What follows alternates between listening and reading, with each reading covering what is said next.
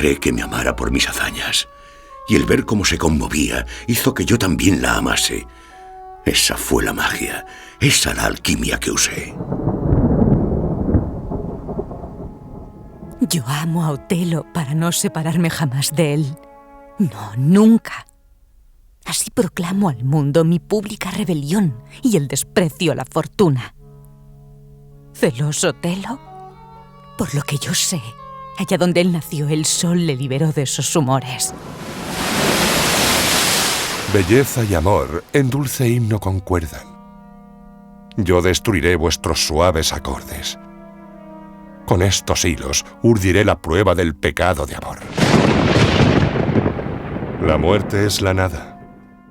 Otello de Verdi. Estrena l'1 d'agost de 2015. Una producció del Festival Castell de Peralada, el clàssic de l'estiu.